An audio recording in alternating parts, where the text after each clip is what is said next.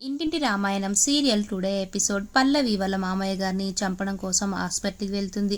వెళ్ళి అక్కడ nurse getup వేసుకొని వాళ్ళ మామయ్య గారి దగ్గర రూమ్ దగ్గరికి వెళ్తుంది.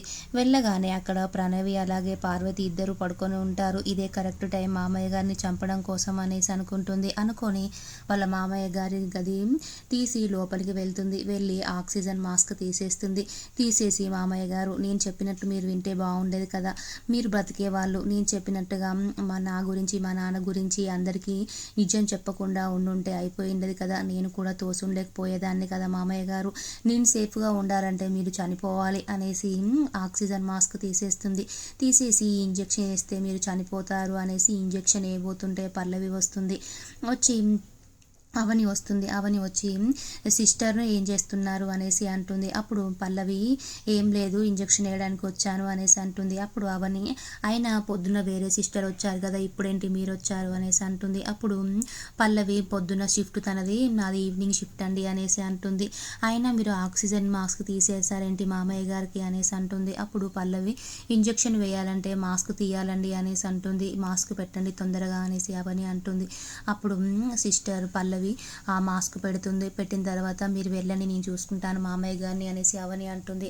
అనగానే పల్లవి బయటికి వచ్చేసి పల్లవి అదే ప్లాన్ మిస్ అయింది, మామయ్య గారిని చంపేద్దాం అనుకుంటే అవని వచ్చి అడ్డుకుంటుంది అనేసి పల్లవి కోపంగా ఉంటుంది. పల్లవి హాస్పిటల్లోనే వాళ్ళ డాడీకి ఫోన్ చేస్తుంది. చక్రధర్కి ఫోన్ చేసి, నాన్న నేను ఇలా ప్లాన్ చేశాను, మామయ్య గారిని నేనే నెట్టేశాను, కింద పడ్డాడు, మళ్ళీ మామయ్య గారు ఒకవేళ బ్రతికితే మళ్ళీ నా గురించి నీ గురించి నిజం చెప్తాడని మళ్ళీ చంపబోతుంటే అవని వచ్చి మామయ్య గారిని కాపాడిందనేసి నేను చెప్తుంది.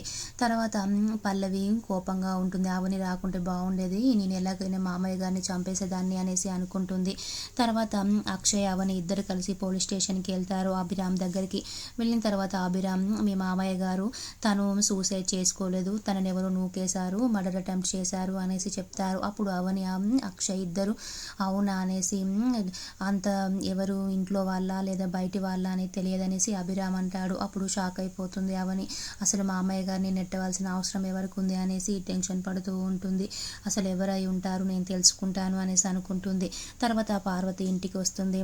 అప్పుడు పార్వతి ఇంటికి వచ్చిన తర్వాత కమ్మలు అలాగే శ్రీకర్, అమ్మ నువ్వెందుకు వచ్చావు, అమ్మ మేమే వచ్చేవాళ్ళం కదా అనేసి అంటారు. అప్పుడు పార్వతి, అన్నయ్య చెల్లికి ఇద్దరికి అన్నం బయట తింటే పడదు కదా, నేనే వండుకొని తీసుకెళ్దామని వచ్చాను నాన్న అనేసి చెప్తుంది. అంతలోనే అక్షయ్ అవని ఇద్దరు వస్తారు. వచ్చిన తర్వాత పార్వతి, నువ్వు అక్కడే ఉండమన్నాను కదరా అక్షయ్, మళ్ళీ ఎందుకు వచ్చావు, మీ నాన్నని చూసుకోమన్నాను కదరా అనేసి అంటుంది.